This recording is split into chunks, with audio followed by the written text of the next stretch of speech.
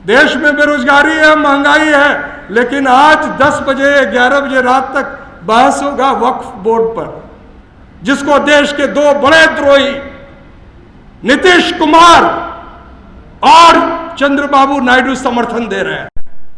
Rail यात्रा अगर करनी है तो जो सरकार कहती थी कि हवाई चप्पल पहनने वालों को हम हवाई जहाज में बिठा देंगे, वो आपको बाथरूम में बिठा के सफर कराती है।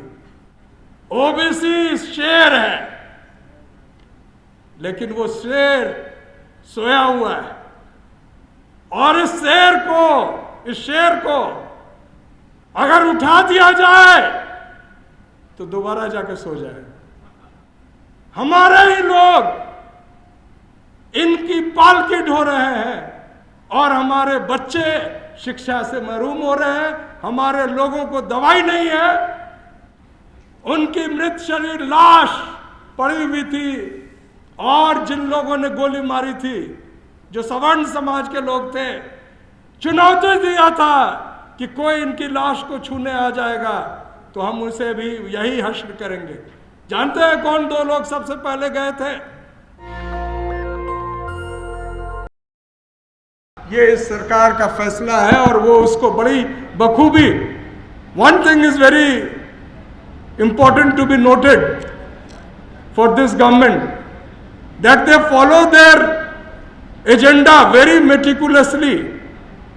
देश में बेरोजगारी है, महंगाई है, लेकिन आज 10 बजे 11 बजे रात तक बहस होगा वक्फ बोर्ड पर, वक्फ बोर्ड के कानून पर, कि किस तरह से मुसलमानों की संपत्ति को अडानी के हाथ में बेच दिया जाए।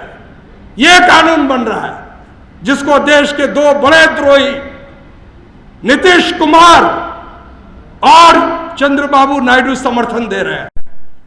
इतिहास कभी उनको माफ नहीं करेगा। They are the traitors of the Indian democracy and Indian people. BJP से भी बड़े वो लोग गद्दार हैं। कुणाल कामरा तो गद्दार किसी और को कह रहा है। मैं खुलेआम इस मंच से बिहार के मुख्यमंत्री और जनता दल यूनाइटेड को गद्दार कहता हूं और चंद्रबाबू नायडू को गद्दार कहता हूं। तो देश की हालात जो हैं वो दिन पर दिन खराब हो रहे हैं। आपको रेल यात्रा अगर करनी है तो जो सरकार कहती थी कि हवाई चप्पल पहनने वालों को हम हवाई जहाज में बिठा देंगे, वो आपको बाथरूम में बिठा के सफर कराती है। All those who are hostlers must be knowing that. I will not take long, sir. Just one statement. My very important friend and Dalit activist, Dr. रतन लाल अभी एक बहुत जबरदस्त बात बोले। ओबीसी शेर है, लेकिन वो शेर सोया हुआ है, और इस शेर को अगर उठा दिया जाए तो दोबारा जाकर सो जाए। हमारे ही लोग मंदिर में घंटा बजा रहे हैं, हमारे ही लोग मस्जिदों के आगे जाकर डीजे बजा रहे हैं, हमारे ही लोग इनकी पालकी ढो रहे हैं, और हमारे बच्चे शिक्षा से महरूम हो रहे हैं।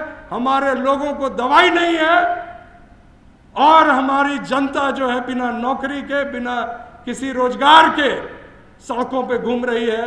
और हम लोग आज मैं एक बात कह के समाप्त करना चाहूँगा।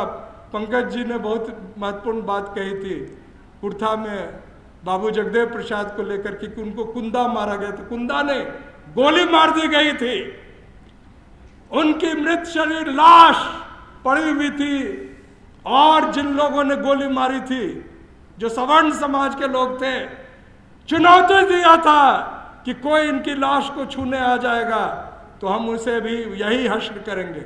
जानते हैं कौन दो लोग सबसे पहले गए थे? राम लखन सिंह यादव और बीपी मंडल सबसे पहले, और उन्होंने बिना पुलिस के उनके शरीर को एक सम्मान पूर्वक वहां से उठाकर पीएमसीएच लाने का काम किया था। तो ये अगर ओबीसी एकता रहेगी जो कभी त्रिवेणी संगम में दिखी थी।